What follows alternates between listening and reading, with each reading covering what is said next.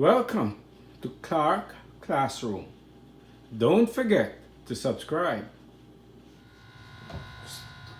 In this video, I introduce trigonometry and transition into trigonometric identities. We start by looking at this right triangle.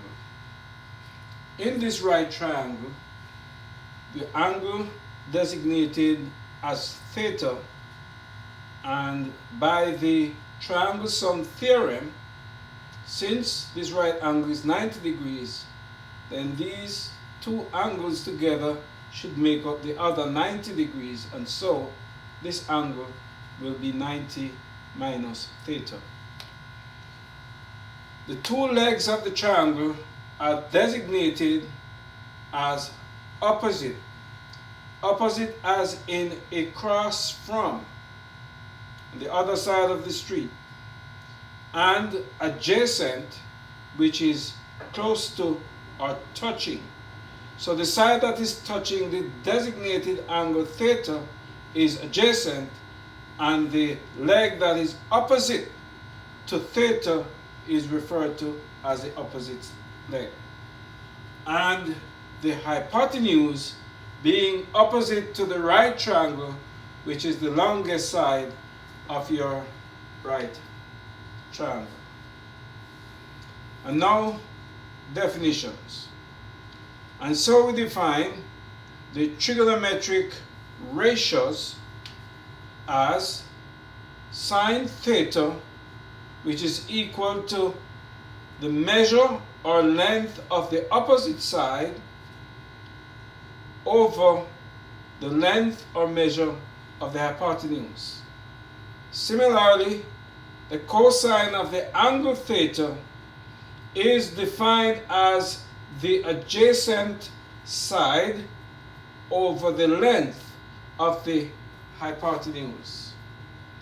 The tangent of the angle theta is defined as the length of the opposite side divided by the length of the adjacent side. The cotangent of the angle theta is defined as the adjacent side over the opposite side, and the secant of the angle theta is defined as the hypotenuse over the adjacent. And finally, the sixth trigonometric function, the cosecant theta. Cosecant of the angle is defined as the hypotenuse over the opposite side. Now, we use some abbreviation in expressing these six trigonometric functions. And so for sine theta, it's written sin or sine theta. For cosine, cos theta. For tangent, tan theta. For cotan theta, it's cot. And for secant theta, and finally for cosecant theta, we use the abbreviation CSC. And now we dive into the very basic trigonometric identity. If we look, we'll see that the tangent, being the opposite over the adjacent, would be the sine ratio divided by the cosine ratio. And so the tangent theta is also equal to sine theta divided by cos theta. Similarly, cotan theta would be the cosine ratio divided by the sine ratio, and you end up with cotan theta being equal to cos theta over sine theta. And of course, this now is 1 divided by the tangent of theta. Since tan theta is sine theta over cos theta, the flip gives you 1 divided by tan theta. Our secant theta is the reciprocal of our cosine function. So we end up with secant theta being equal to 1 over cos theta. And finally, because secant theta is the reciprocal of the sine function, and so we end up with cosecant theta equal 1 over sine theta. These are your very basic trigonometric identities. We now turn our attention to the other angle in our right triangle. And we can see here that the opposite to this angle would now be the designated side as adjacent to the angle theta. The sine of the angle 90 minus theta would be the adjacent side, the opposite side here over the hypotenuse, which would be equal to the cosine of the angle theta. Similarly, the cosine of 90 minus theta will be equal to the side adjacent to 90 minus theta, which was originally the opposite side to theta, over the hypotenuse, which will be equal to sine theta. And tangent of 90 minus theta will be equal to the reverse of the tan ratio to give you the cotan of theta.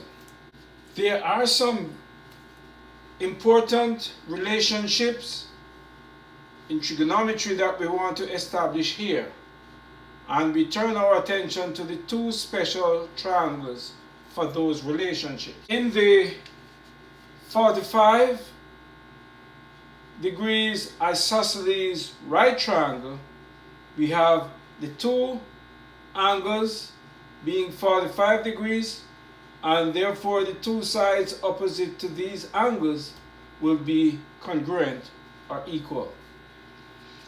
By the Pythagorean theorem, the hypotenuse would now be the square root of 1 square plus 1 square, which would be 2. The general ratio for the 45 degree isosceles triangle is x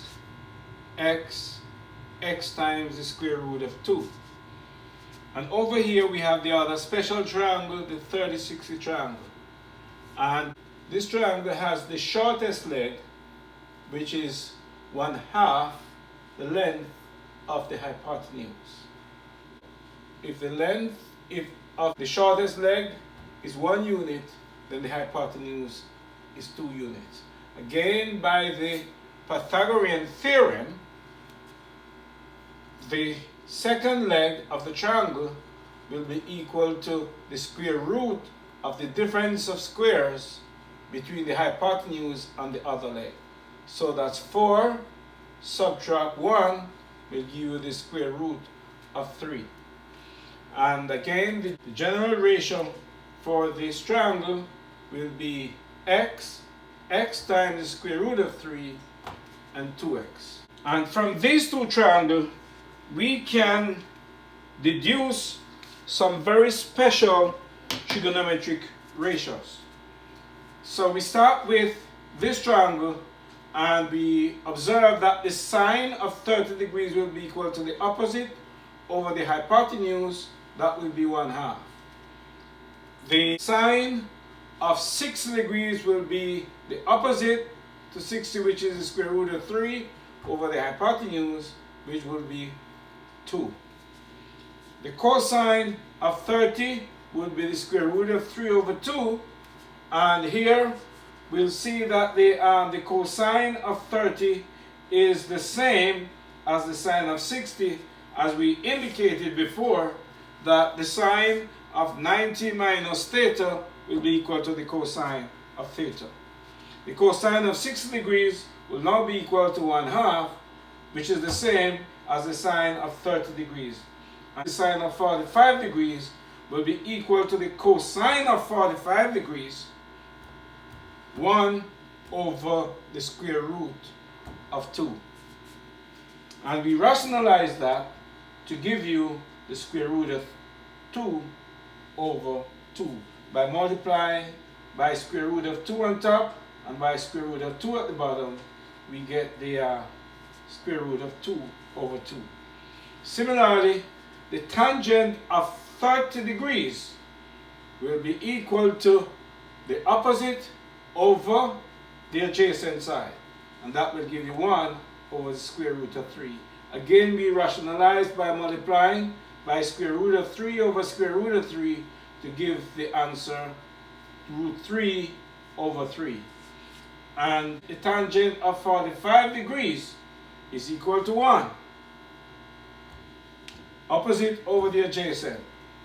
And the tangent of 60 degrees will now be equal to the opposite to 60 over the adjacent, so that's the square root of 3. And that concludes the very important trigonometric ratios that is necessary for you to understand the development of the trigonometric ratios in the future. If you find this video useful, please subscribe to this channel, and I welcome your comments and or suggestions.